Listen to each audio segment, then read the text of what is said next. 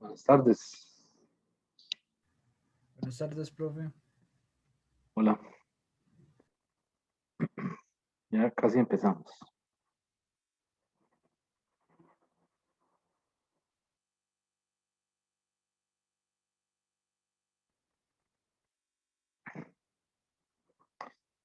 Bueno,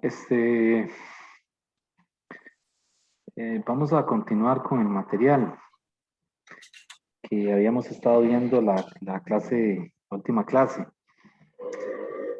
Habíamos visto la conducción, ¿verdad? Que era un mecanismo de transferencia del calor. Y habíamos dicho que era, esa P, perdón, se podía calcular como Q entre delta T, ¿verdad? Tiempo. Y esto es igual a K por A por el delta T entre delta X, ¿verdad? Y ese delta X podía ser el espesor de una placa, ¿verdad? O podía ser también la longitud de una varilla entre dos depósitos, ¿verdad? La K es la conductividad térmica, ¿verdad? Que es característica del material. Y la A es la sección transversal. Entonces, por ahí tengo un ejercicio que voy a hacer sobre conducción. Se trata de dos losas o dos ladrillos que se colocan entre dos depósitos. Entonces, este depósito está a 0 grados Celsius y este otro está a 100 grados Celsius. Entonces, aquí hay dos losas que se ponen ahí.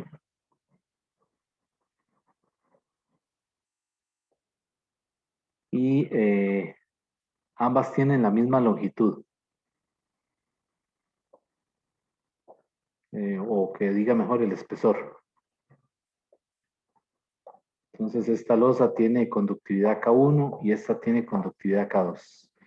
Y esto tiene L1 y L2.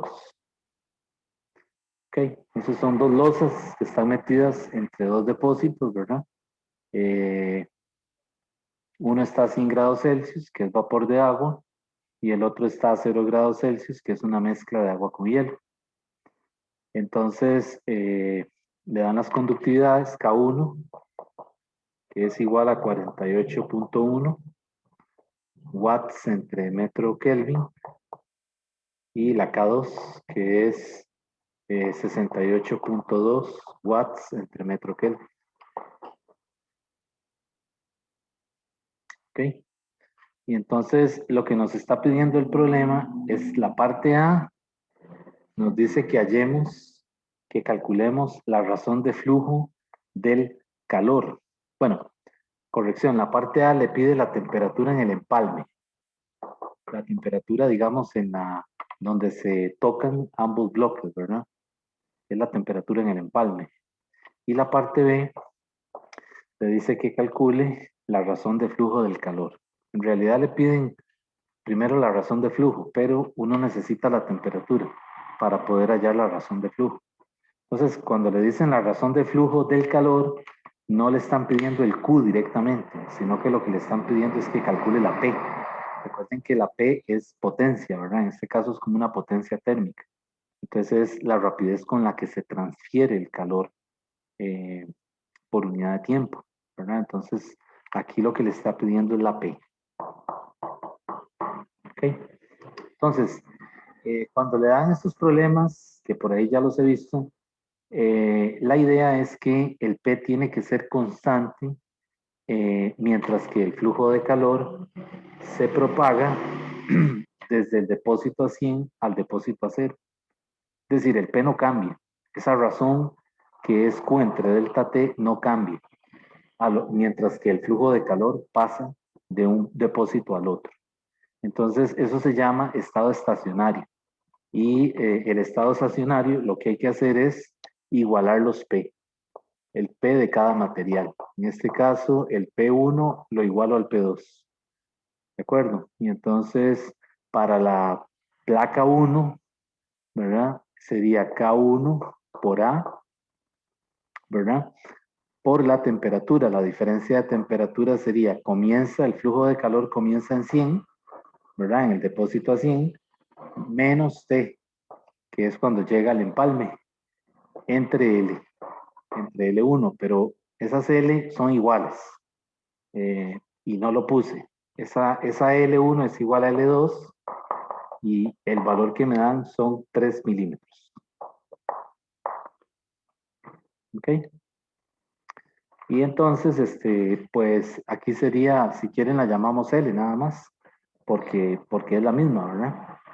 Y de este lado sería K2 por A por la temperatura en el empalme menos 0. Vean que yo escribo las temperaturas en el orden en que el flujo de calor se propaga, ¿verdad? El flujo de calor sale del depósito a 100, pasa por el empalme, digamos, donde están los dos bloques pegados, y continúa hacia el depósito a 0 grados Celsius, ¿verdad? Entonces, vean el orden en que estoy poniendo las temperaturas, ¿verdad?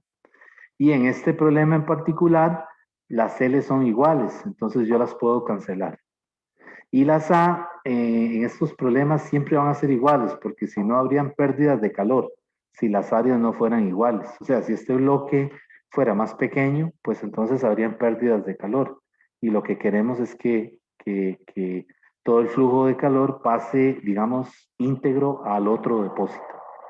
¿De acuerdo? Entonces, en estos problemas, cuando le dice que hay flujo, que hay estado estacionario, es que las P son iguales. Y las áreas también tienen que ser iguales, ¿verdad? Entonces, lo único que me queda es esto, K1, que K1 es 48.1, multiplicado por ¿quién? Por 100 menos T. Y esto es igual a K2, que es 68.2, multiplicado por ¿quién? Por T. Y eso es una ecuación que yo la puedo despejar para T, y T me da 41.4 grados Celsius. Y esa es la temperatura, digamos, donde ellas se tocan, ¿verdad? Como que se cayó el Zoom. No sé si me escuchan, sí. Yo no sé si es mi internet, porque de hace rato se me está quedando pegado. Yo tengo dos y ninguno me funciona bien. Sí, a mí se me acaba de caer. Entonces Ajá. no sé si Bueno, es ya parece bien, ya parece bien. ya. Ok, bueno, ahí, vamos a ver, sigamos, a ver, esperemos a ver que no se vuelva a caer.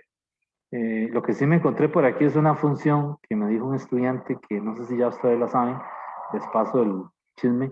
Aquí donde uno está, cuando hace zoom, hay una función que le da PIN, P-I-N. Entonces, cuando uno le da eso y ustedes hablan, entonces no se ve la persona hablando, sino que solamente se escucha. De tal manera de que todos los demás oyentes o participantes de la reunión pueden seguir viendo la pizarra sin tener que ver, digamos, el logo de la persona que está hablando. Eso me lo pasó un estudiante ahora el martes, yo no lo sabía. Entonces, por eso es que ahora si ustedes hablan, A dónde es que hay que ponerlo? No, yo no sé, perdón. o sea, si usted es la anfitriona y va a hacer una reunión en Zoom y usted manda la invitación, cuando usted ya está con todos ahí, se mete en el nombre suyo, y arriba hay 3 puntitos, como al lado derecho. Y entonces usted le da esos 3 puntitos y ahí le despliega una columna y hay una opción que le dice PIN, PIN. Entonces cuando uno le da ahí, automáticamente deja la reunión de manera de que solo se ve el interlocutor, o sea, el que está haciendo la reunión. Y si alguien participa, solo se escucha el audio. Ah, ok, gracias. Y eso me parece muy cómodo porque ustedes ven, por ejemplo, usted acaba de hablar y no se presentó, digamos, el logo suyo, sino que yo me sigo viendo en primera persona. De manera de que si usted hace una pregunta y alguno de sus compañeros, Omar o quien está ahí, Luis Carlos, ellos pueden seguir viendo la pizarra mientras que usted habla. Bueno, esperemos que no se caiga, ¿verdad? Les decía que aquí ya tengo la temperatura, ¿verdad? En la interfase o en el empalme, ¿verdad? O en la unión, tiene varios nombres. Y ahora lo que sigue es, le dice que calcule la razón de flujo del calor.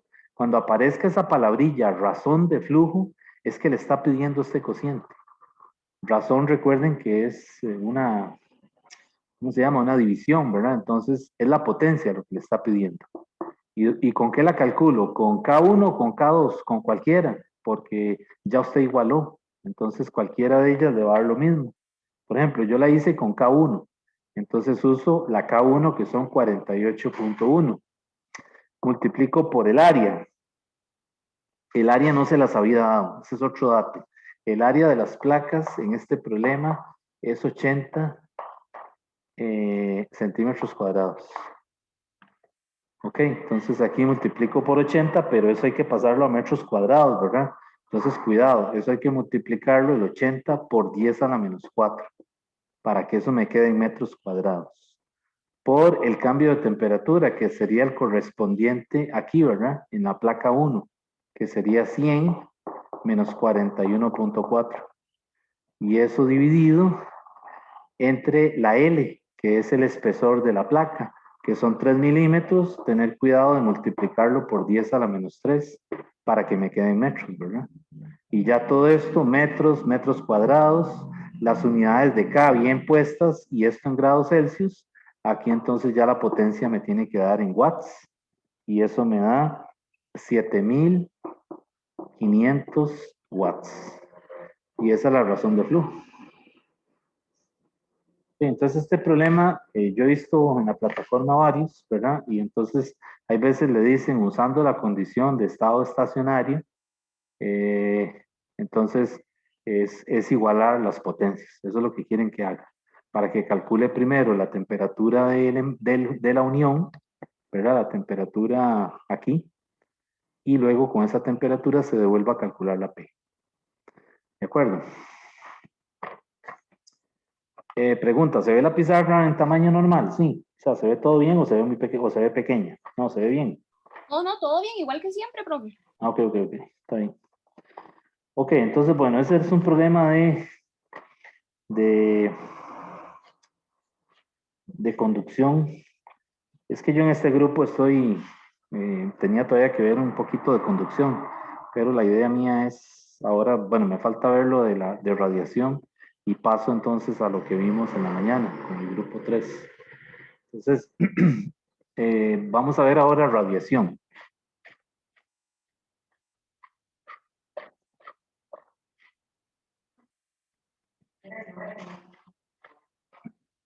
Bueno, dijimos que son 3 mecanismos de transferencia del calor, ¿verdad? Ya habíamos visto conducción eh, y antes de radiación hay uno que se llama convección. La convección no hay una fórmula, es decir, no es de calcular, no hay problemas de convección, es lo que quiero decir, sino que el libro le hace, digamos, le habla un poquito ahí.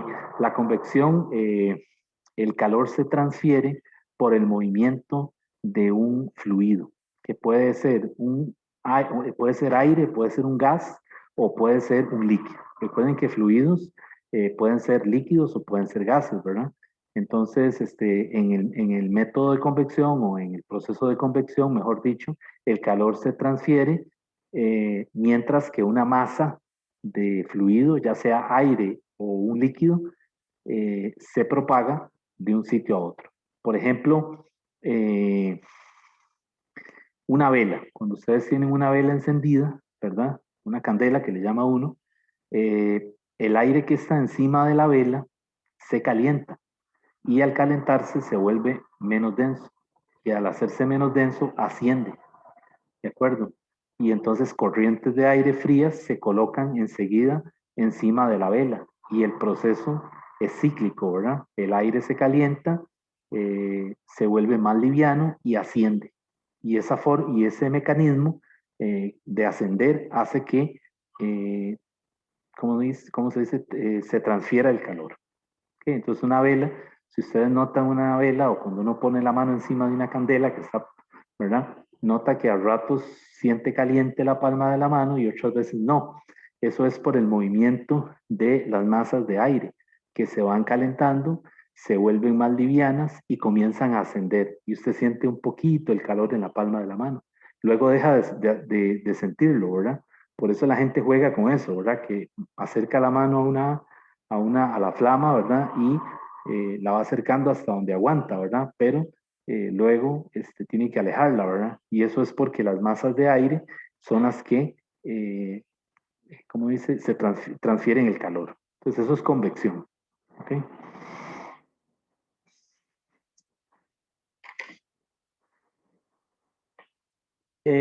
Ahora bien, el otro caso que tenemos aquí es el de radiación. En radiación, eh, el libro le presenta una ley que se llama la ley de Stefan Boltzmann. Ahí en el libro solo le dicen ley de Stefan. Ley de Stefan, sí, solo ley de Stefan, pero realmente es la ley de Stefan Boltzmann. Y esta ley lo que dice, bueno, la radiación es el mecanismo para transferir calor utilizando ondas electromagnéticas. Entonces tenemos un espectro electromagnético, ¿verdad? Donde tenemos diferentes ondas, por ejemplo, qué sé yo, rayos X, ¿verdad? Rayos gamma, infrarrojos, microondas, ultravioleta, que es el que nos llega directamente del Sol. Cada una de esas radiaciones tiene su propia longitud de onda. Algunas son más incisivas que otras. Por ejemplo, los rayos X son súper incisivos, ¿verdad? Porque con eso hacen placas, nos toman una placa, ¿verdad? Tu longitud de onda es muy corta, ¿verdad? Pero, por ejemplo, la radiación que viene del sol, ultravioleta, no es tan incisiva, pero aún así puede penetrar en el tejido. Y por eso es que es tan peligrosa, ¿verdad? Para gente que está expuesta continuamente a esa radiación, ¿verdad? Porque también, aunque no es tan incisiva como los rayos X, sí penetra los tejidos, ¿verdad? Fácilmente, ¿verdad? Porque esta esto que tenemos aquí, que se llama la epidermis, es muy delgadito, ¿verdad? Entonces esa radiación penetra fácilmente. Bueno, esa es una forma de transferir el calor utilizando ondas electromagnéticas y eso se llama radiación. ¿Okay? Entonces, en radiación hay una ley que se llama la ley de Stefan Boltzmann. Es una ley muy vieja, es una ley como de 1870, ¿verdad? Viejísima, es del siglo XIX. Y lo que dice es que la potencia ahora, que también es Q entre delta T, es igual a K, perdón, es igual.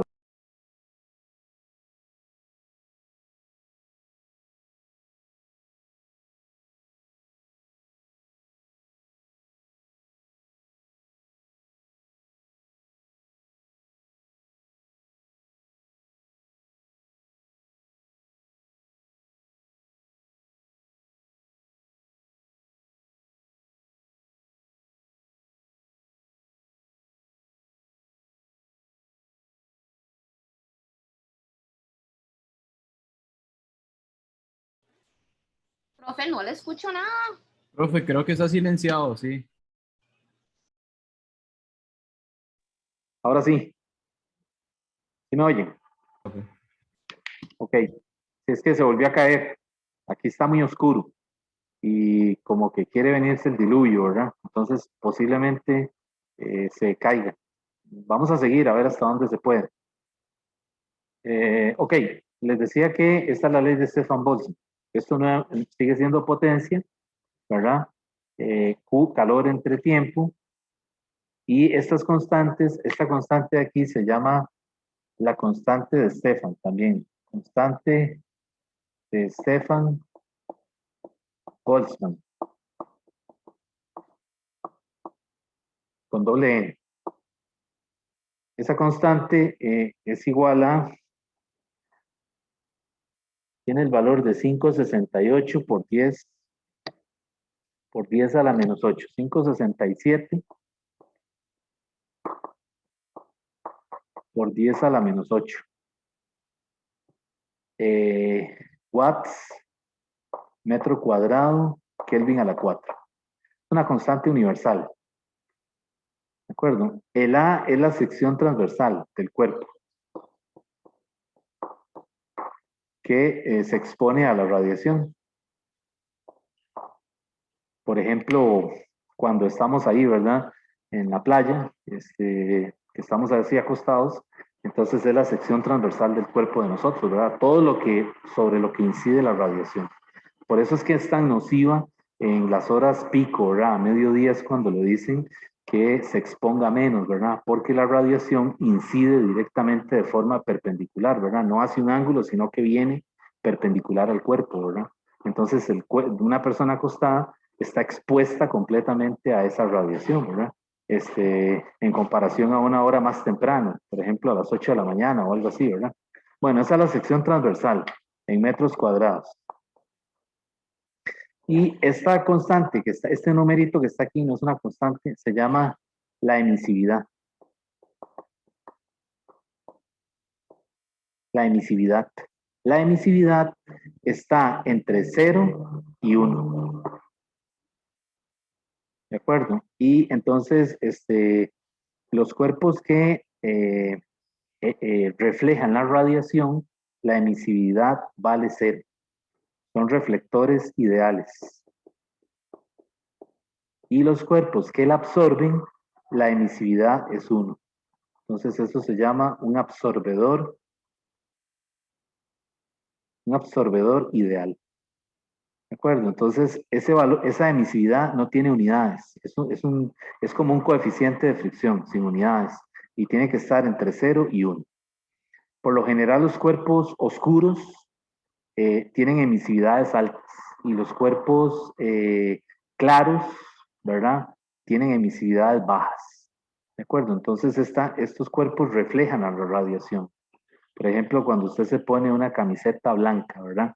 En la playa, se siente un efecto como una sensación de fresco, ¿verdad? Pero, por ejemplo, si usted se pone una camiseta negra en la playa, pues siente que se va a quemar, ¿verdad? Eso es por el hecho de la emisividad, ¿verdad? Los colores blancos reflejan la radiación y los colores más oscuros la absorben. ¿Ok?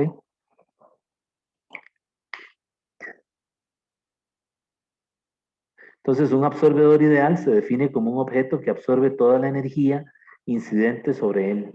Y para todo objeto, para tal objeto, E es igual a 1. ¿Ok? Y los que tienen E igual 0 son reflectores. Por lo general, los cuerpos están, es decir, no hay un caso 0 ni hay un caso 1, ¿verdad? Es decir, esta emisividad está en el intervalo 0, 1, sin incluir a 0 y a 1, ¿verdad? Es decir, los cuerpos, las emisividades están entre 0 y 1 sin tomar en cuenta los extremos, ¿verdad? Bueno, entonces, esa es la ley de Stefan Boltzmann. Una versión un poquito distinta es cuando le piden la potencia neta. La potencia neta es una formulita parecida a esta, solo que ahora cuando le hablan de potencia neta, la potencia neta es sigma por A por E por temperatura a la 4 menos temperatura T sub 0 a la 4. ¿Qué diferencia hay con la anterior?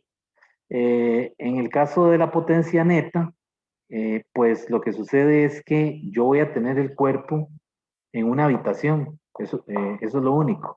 Por ejemplo, yo voy a estar en una habitación y la habitación va a estar a una temperatura dada y yo voy a tener otra temperatura. Entonces, hay una rapidez o una razón de flujo con la que se transmite la radiación.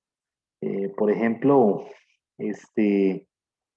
em, yo puedo estar en una habitación, ¿verdad? Con la temperatura, qué sé yo, a 37 grados y que la habitación esté a 20 grados Celsius, por ejemplo, ¿verdad?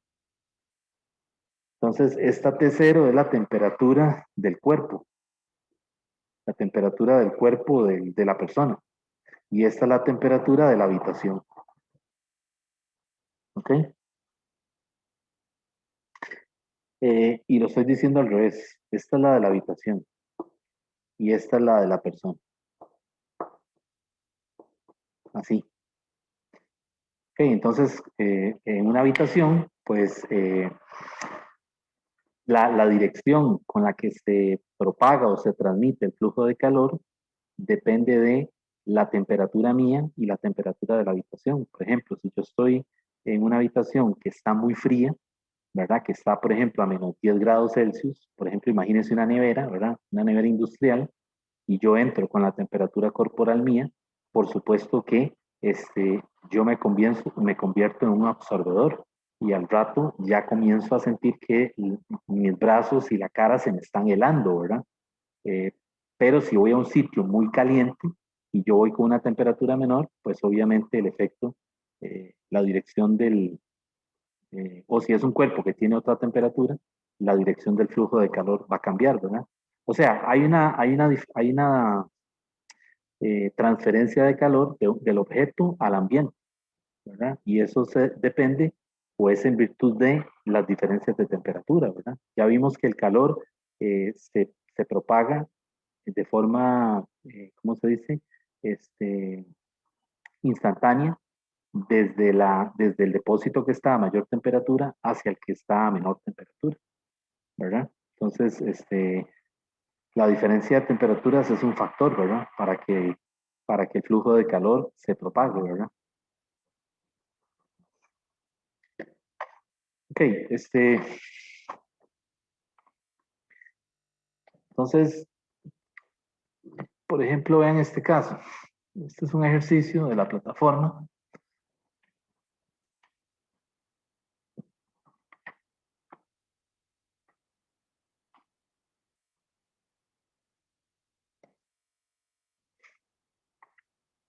Y le dice lo siguiente: una persona desnuda cuyo cuerpo tiene un área superficial de 1.40 metros cuadrados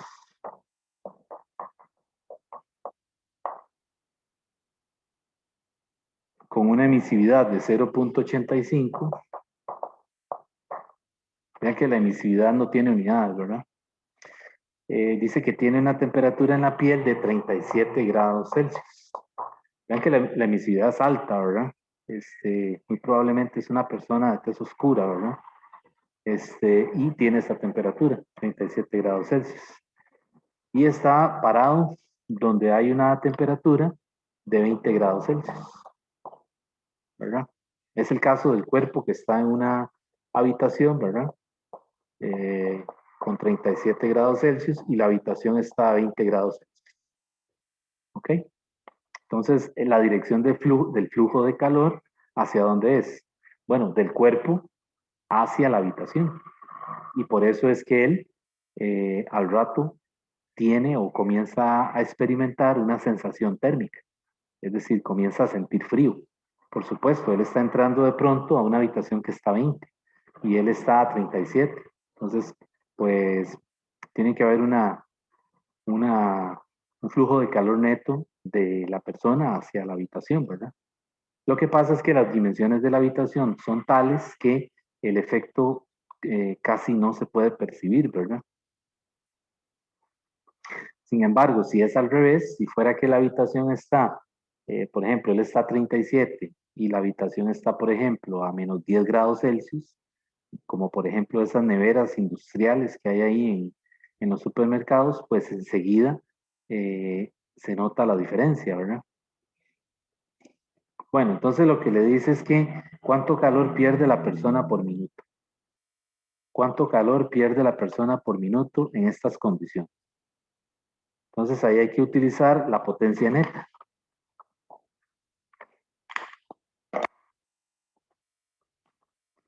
Potencia neta va a ser igual a sigma por E por A por temperatura a la 4 menos temperatura a la 4. La inicial a la 4, o T0. Entonces, bueno, eso no es inicial, sino que se refiere a la del ambiente que rodea al cuerpo. ¿Ok? Entonces, aquí, sustituyendo los valores, sería, el sigma es 5,67 por 10 a la menos 8. Watts entre metro cuadrado, Kelvin a la 4. Por la emisividad, que son 0.85. Por el área, que me dicen que es 1.40 metros cuadrados. Por las temperaturas. Aquí la temperatura sería la temperatura del cuerpo, que son 37 ¿verdad? Más 273. Recuerden que esa temperatura es en Kelvin. A la 4. Menos.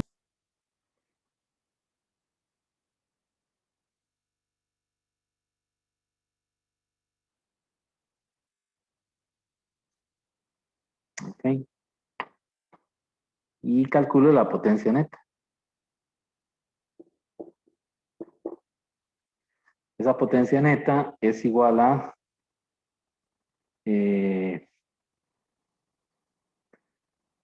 7.550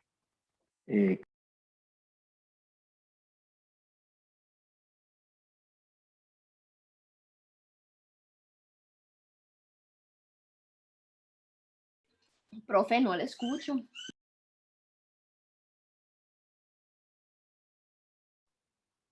Ahora sí me oyen. Tengo el problema de que se me está cayendo el internet a cada rato. No sé si ya se percataron de eso. O sea, de que tengo problemas de que a cada rato se cae. Entonces, no sé, me parece que voy a mejor quedar aquí con esta clase y voy a pasar la clase de la mañana para ahora en la tarde. O sea, se las voy a poner como una clase sincrónica.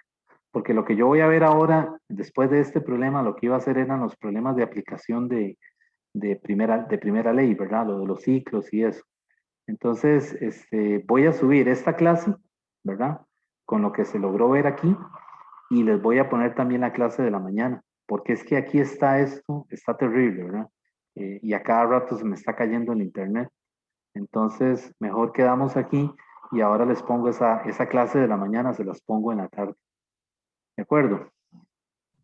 Está bien, profe. Sí, porque es que no se puede. Acá, cada vez que vuelvo, me vuelvo a la pizarra y vuelvo a verlos a ustedes, ya la pantallita, la señal me lo hace así chiquitita o me quedo sin volumen, sin sonido. Ustedes dejan de escucharme, entonces no vamos a poder, Muy cansado. muy cansado y muy incómodo para ustedes también seguir la secuencia de lo que yo estoy diciendo. Y está súper oscuro, entonces ya ustedes pueden ver la pizarra que se ve así media, ¿verdad? Entonces, vamos a hacer eso, ¿verdad? Les pongo la clase de la mañana, que esa sí quedó nítida, se las pongo ahora en la tarde para que ustedes vean lo que me faltó de ver aquí entonces. Está bien, entonces quedamos aquí, jóvenes. Nos vemos el Bueno, otro lunes. gracias. Chao. Bueno, con Gracias, gusto. profe. Bueno, ok, con gusto. Hasta luego.